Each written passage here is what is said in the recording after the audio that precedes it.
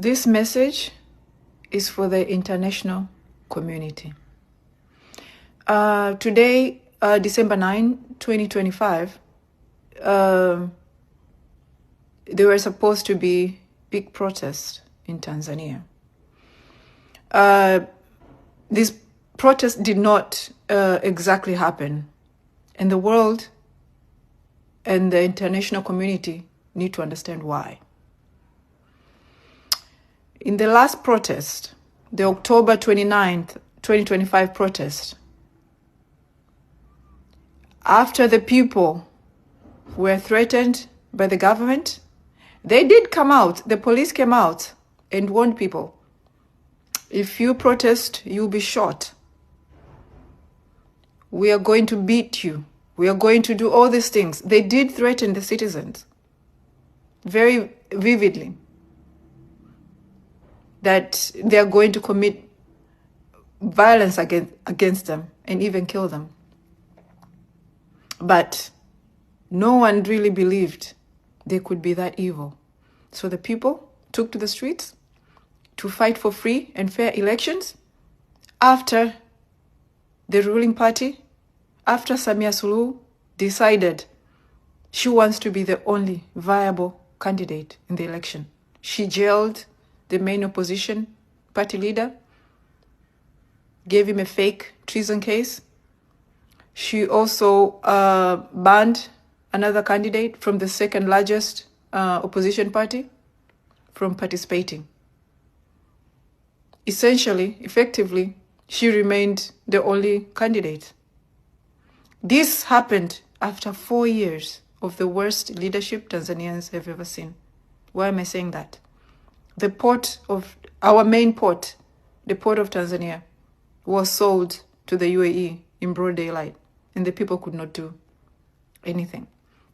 The people of Tanzania, in the last couple of years, have lost their right to elect their president, to elect their parliament, to elect the ruling party. They have lost, like, their votes do not count anymore. Right now, it's pretty much the government that puts itself in power.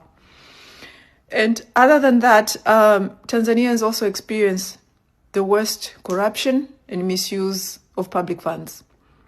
The government officials and their families were buying Rolls Royces, which I was able to show the Tanzanians with evidence how they're driving. They're buying Rolls Royce, Bugattis by using public funds.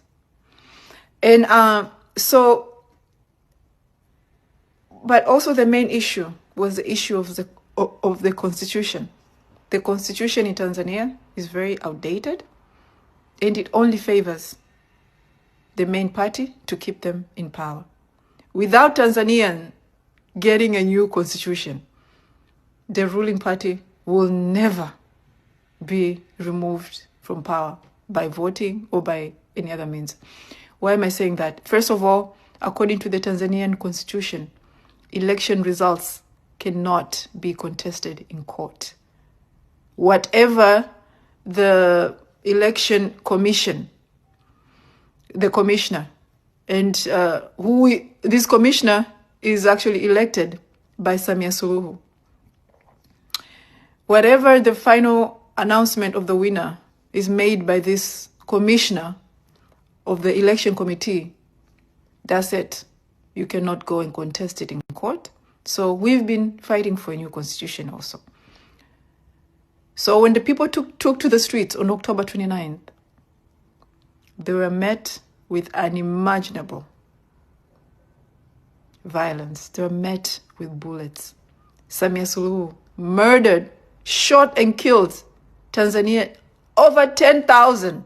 It's not the 2,000 they're talking about. It's over 10,000. They were murdered in broad daylight. That's how she ended those protests. She had two choices, to step down or murder people.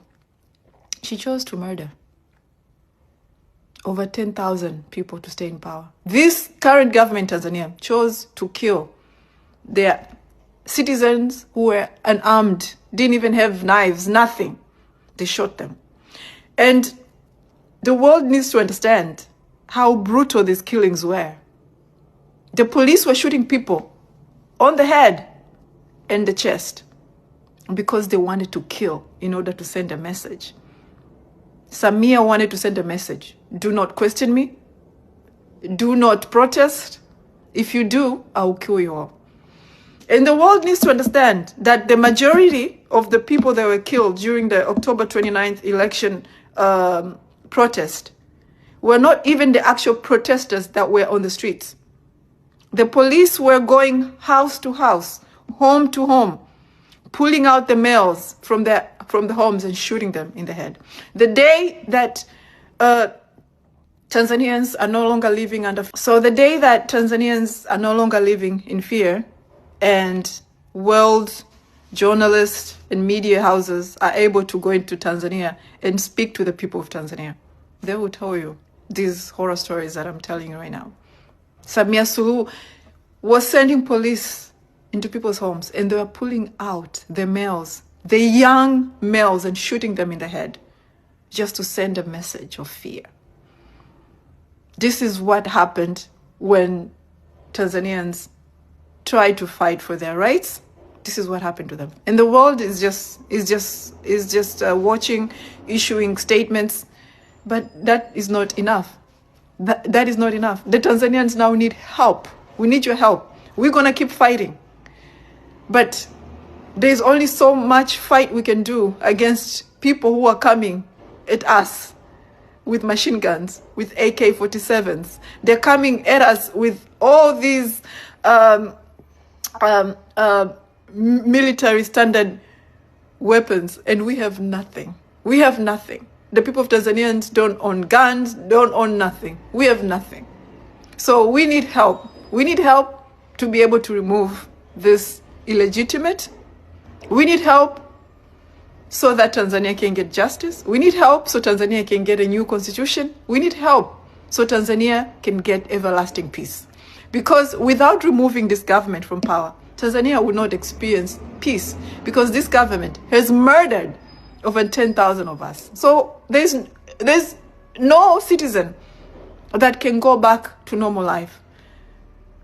People want justice, and justice means removing Samia Suluhu from power. And we're going to need help. We're going to need international help. Just issuing statement is not going to do it. There has to be a plan. I don't know what is the job of the African Union, of the job of SADC. You know, I just don't know.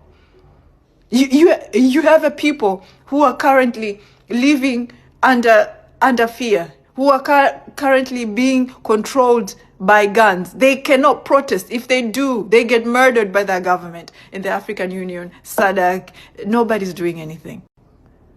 Nobody's doing anything. We need your help. We need your help. We're going to fight as much as we can, but we also need the world to help us.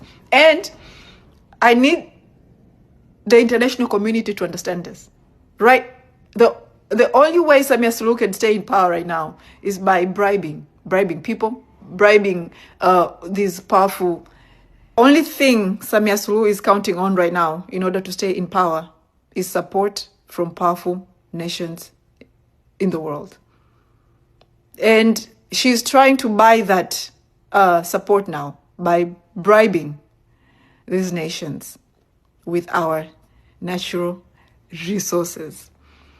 I would like to ask the international community not to agree to be bribed and to stand on the right side of history, to stand with the nation of Tanzania, with the people of Tanzania, and help them get justice and help them get their freedom back. Because right now, the truth is, Tanzanians are living under fear. Tanzanians are living under control by guns. They are being controlled by guns. We need your help.